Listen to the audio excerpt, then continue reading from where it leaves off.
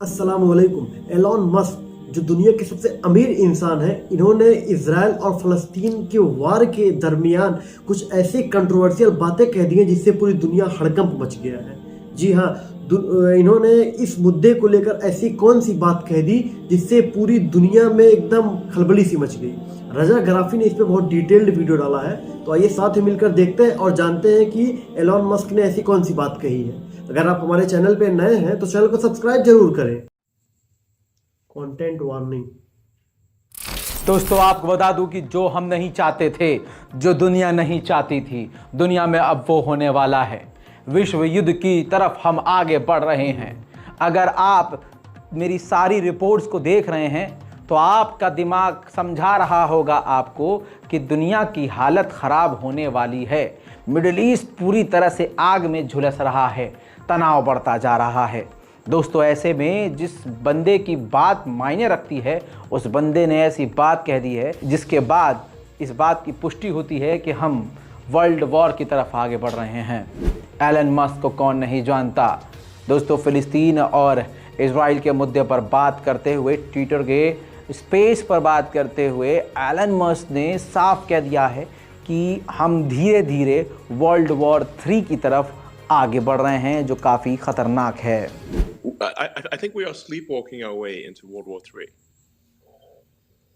Sleepwalking our way into World War III, with one foolish decision after another, as you outlined, David, and and really people should be deeply self-reflective.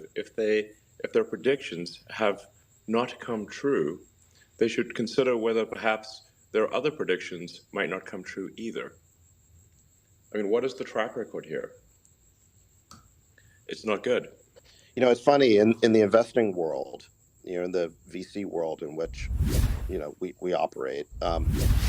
इसके बाद दोस्तों, सीधी सीधी बात है, America इस जंग में कूद गया है दूसरे दिन से ही। इजराइल को सबसे खतरनाक हथियार दे रहा है। पूरे मिडिल ईस्ट में अमेरिका ने अपने सैनिक तैनात कर दिए हैं।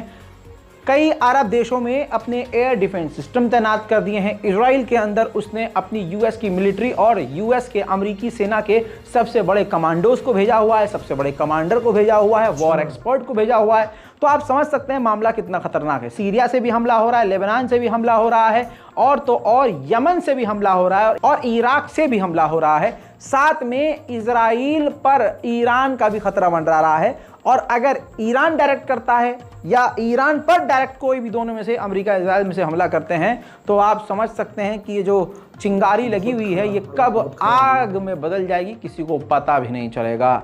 दोस्तों, उधर गाजा के लड़ाके संगठन ने साफ तौर से कह दिया है कि हम तमाम हॉस्टेज को, कैदियों को, इजराइल के कैदियों को रिहा करने को तैयार हैं। बस हमारी शर्त यह है कि गाजा के ऊपर बमबारी बंद कर दे इजराइल। दोस्तों, आप जानते हैं इससे पहले इजराइल कह चुका है कि बिना शर्त हमारे लोगों को रिहा करे हमास। तो देखते हैं अब क्या होता है। हालात काफी तनाव वाले हो गए हैं। उधर अमेरिका का व्हाइट हाउस भी अब रेड हाउस हो गया है, ब्लडी रेड हाउस। जी हां, कैसे? व्हाइट हाउस डायरेक्ट इस कत्लेआम में घुस गया है। व्हाइट हाउस के द्वारा यह बयान दिया गया है कि अभी ये जंग और चलेगी और बढ़ेगी, इसके अंदर अभी और खूंरेजी होगी और आम जनता अभी और मारे जाएगी, इनोसेंट पीपल अभी और मारे जाएंगे। यानी व्हाइट हाउस ने बिल्कुल क्लीन चिट दे दी है और दुनिया के दिमाग में बैठा दिया है कि देखो जी, अभी तो गाजा में और कत्लेआम आपको देखना है, तो मुंह बंद रखो। उधर कनाडा ने कहा है कि गाजा के लोगों को मदद की जरूरत है, हम ह्यूमैनिटेरियन सीज के लिए सपोर्ट करते हैं और साथ ही सीज फायर की उम्मीद करते हैं।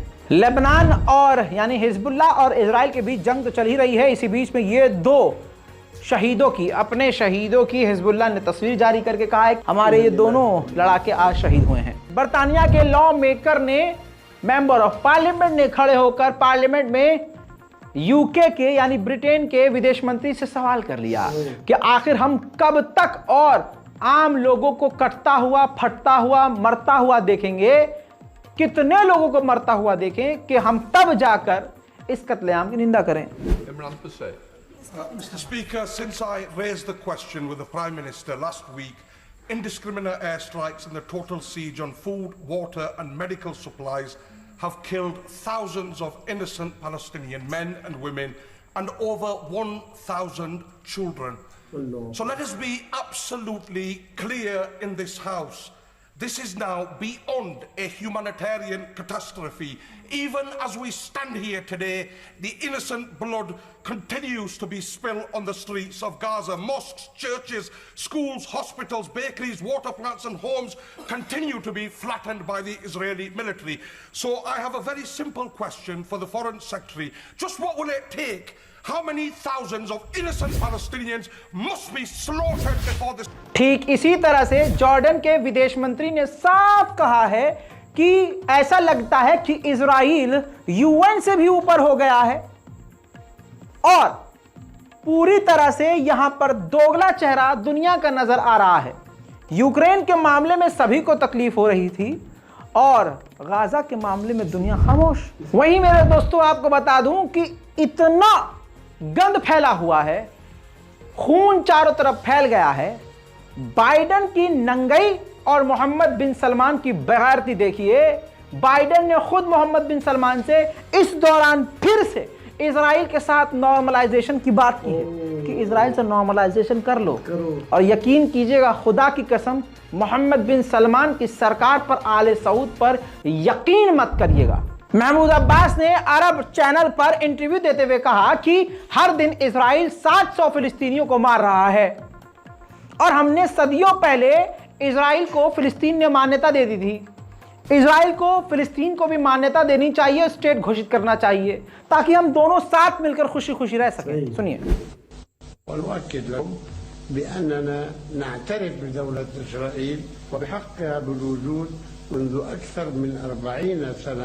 وعلى إسرائيل أن تعترف بحق الشعب الفلسطيني بدولة مستقلة تعيش جنبا إلى جنب مع دولة إسرائيل। वहीं दोस्तों, सऊदी अरब के विदेश मंत्री और सऊदी अरब पर भरोसा करना बिल्कुल एकदम अपने पैर पर कीला ठोकना है भाई। सऊदी अरब के विदेश मंत्री ने और सऊदी ने, कुछ अरब देशों ने एक दो लाइन सीखी हुई है, वही रट्टा मार रहे हैं। सऊदी अरब के विदेश मंत्री ने कहा है कि इजराइल जो कत्लेआम कर रहा है वो सरासर गलत है, सीज फायर होना चाहिए, तुरंत उनको मदद भेजनी चाहिए। लगातार जिस तरह से इजराइल हमला कर रहा है ये अनएक्सेप्टेबल है और गाजा के लोगों को मदद की ज़रूरत है। हम चाहते हैं कि तुरंत जंग रुके और उनको मदद भेजी जाए। बगैरत। सुनिए। كلنا منذ اندلاع الأزمة ونحن على تواصل مستمر مع كل شركائنا الدوليين بما فيه الولايات المتحدة الأمريكية، ورسالتنا واضحة: لا بد من وقف إطلاق النار، ولا بد من رفع الحصار، ولا بد من إيصال المساعدات الإنسانية بشكل عاجل. وهذه رسالة وصلت إلى الجميع بصوت واحد من الدول العربية والمملكة الأردنية الهاشمية وجمهورية مصر العربية والمملكة العربية السعودية. كلنا قمنا بتواصل مكثف في هذا الإطار، والآن نرى بداية دخول المساعدات إلى غزة، لكن هذه البداية غير كافية. هذه الكميات لا تلبي المطلوب أبدا، والمطلوब فتح المسارات। इजराइल पर तो इस वक्त बिल्कुल ऐसा लग रहा है यहाँ जो कट्टरवादी पार्टी है ना, उसका भूत चढ़ गया है।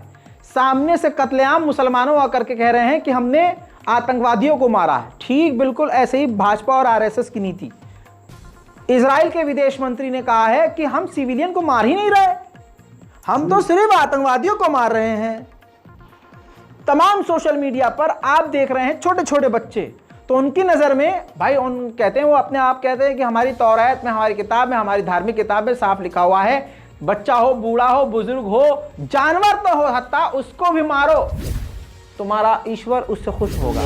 इजराइल ने मना कर दिया कि हम कोई भी फ्यूल जाने नहीं देंगे गाजा के अंदर। यूएन की जो संस्था है वहाँ जो काम कर रही है बचाव का, राहत का, उसने कहा है कि हमें फ्यूल की ज़रूरत है और अगर आपने फ्यूल नहीं दिया तो हम गाजा के अंदर काम करना बंद कर देंगे। अरे यूएन वालों, वैसे भी तुम्हारी कोई औकात नहीं है। अगर इंसानियत के नाते तुम कुछ काम कर भी रहे हो और वो तुम्हें परेशान कर रहा है तो इतना तो दिमाग लगाओ। इजराइल चाह ही यही रहा है कि यूएन भी निकल जाए, उनको बिल्कुल तनहा छोड़ दिया जाए, चारों तरफ से घेर के मारता रहे। फिर दोस्तों, डेनमार्क में इजराइल के खिलाफ फिलिस्तीन के समर्थन में प्रदर्शन शुरू हो चुका है, वो भी काफी बड़ा।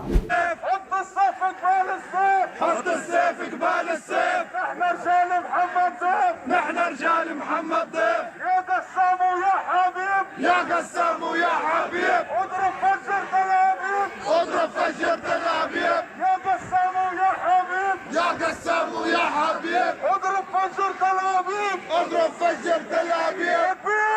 अल्लाह अकबर, अल्लाह अकबर। बहरहाल जो इजराइल को सपोर्ट करते हैं, बता दूं, वो हिजड़ी फौज है।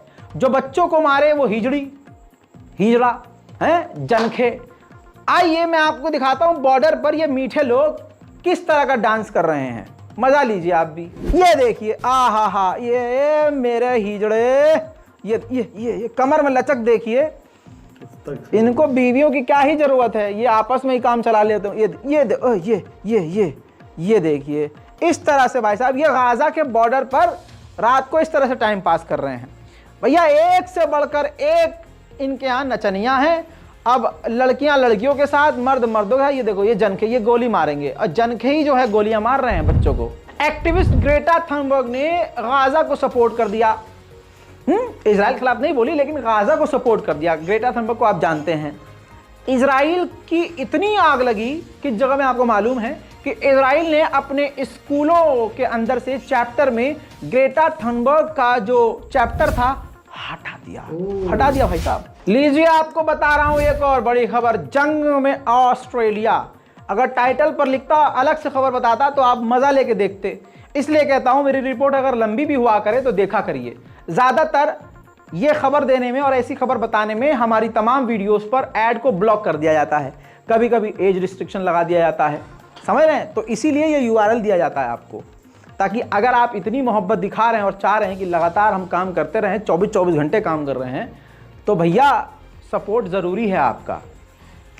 आपको बता दूं कि ऑस्ट्रेलिया ने मिडिल ईस्ट में अपने 2 एयरक्राफ्ट फाइटर जेट तैनात कर दिए हैं, क्योंकि खतरा उसको भी दिख रहा है। अब मैं आपको सच्चाई बता दूं, ऑस्ट्रेलिया नहीं, अमेरिका के जितने भी साथी हैं ना, अमेरिका के बुलावे पर करते हुए चाहेंगे, और ये सब एक साथ मिल जाएंगे, और यहीं से शुरुआत होगी वर्ल्ड वॉर 3 की। इस रिपोर्ट में इतना ही। चैनल को सब्सक्राइब जरूर कीजिए। रजाग्राफी अनस्क्रिप्टेड पे जाइए, ये हमारा दूसरा चैनल है। इस पर भी तमाम जानकारियां, दुनिया की बड़ी बड़ी खबरें इस पर मौजूद हैं। इस चैनल रजाग्राफी को भी सब्सक्राइब कीजिए, ताकि आपको तमाम अपडेट मिलते रहें। जय हिंद। जय हिंद।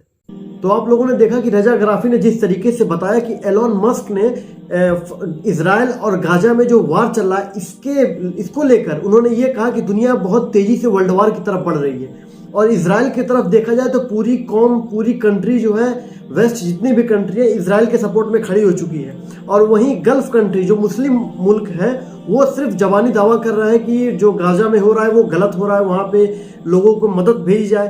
अरे यार मेरे भाई, वहाँ पे लोग शहीद हो रहे हैं, वहाँ पे लोग मर रहे हैं, भूखे मर रहे हैं, उनके घरों को जलाया जा रहा है, उनके बच्चों को मारा जा रहा है, उनके हॉस्पिटल तक को नहीं छोड़ा जा रहा है, और आप लोग ये कह रहे हैं कि वहाँ पे मदद भेजी जाए। मदद भेजने से, कह देने से अगर वहाँ मदद हो जाएगी तो पूरी कौम दुआ ही तो कर रही है, पूरी कौम कह रही है मदद के लिए, लेकिन उससे उनका कोई फायदा नहीं हो रहा है। फायदा उनका तब होगा जब हम उनके साथ खड़ेंगे और दुश्मनों के खिलाफ लड़ेंगे उनके लिए, तब हम उनके मदद कर सकते हैं। दर हकीकत अगर ये कहिए कि प्रेस कॉन्फ्रेंस करके हम उनके लिए कुछ बोल दें और बोलने से उनका फायदा हो जाएगा, तो कुछ भी फायदा नहीं होगा। अल्लाह तबारक तआला हमसे और आपसे मैदान महशर के दिन हिसाब व किताब लेगा कि जब फ़लस्तीन के मुसलमानों के ऊपर जुल्म हो रहा था तो तुम सिर्फ जबानी दावा कर रहे थे लोगों से अपनी तारीफ के लिए कि हाँ फला मुल्क, फला आदमी, फला मिनिस्टर जो है ये गाजा के लिए बोला था, जबकि अल्लाह तबारक तआला दिलों की बात को भी जानता है। और इजरायली जो अपने आप को मासूम बन रहे हैं, मासूम दिख रहे हैं, उनके साथ तुम्हारा रिश्ता अंदरूनी मजबूत था। ये तो गौर करो कि तुमको यहाँ से जाके अल्लाह तबारक तआला को चेहरा दिखाना है। जब तक आप दीन को सही तरीके से समझेंगे नहीं, उसको फॉलो नहीं करेंगे, तब तक आप ना अपने लिए कुछ नहीं कर सकते और दीन के लिए तो करने की तो बात ही हटा दीजिए। तो आपको अगर हमारा वीडियो पसंद आ रहा है तो चैनल को सब्सक्राइब करें, वीडियो को लाइक करें। मिलते हैं इंशाल्लाह नेक्स्ट वीडियो में, तब तक के लिए अस्सलाम वालेकुम। अगर हमारे बोलने में या कुछ कहने में कभी गलती हुई हो तो अपना भाई समझ के माफ़ करिएगा।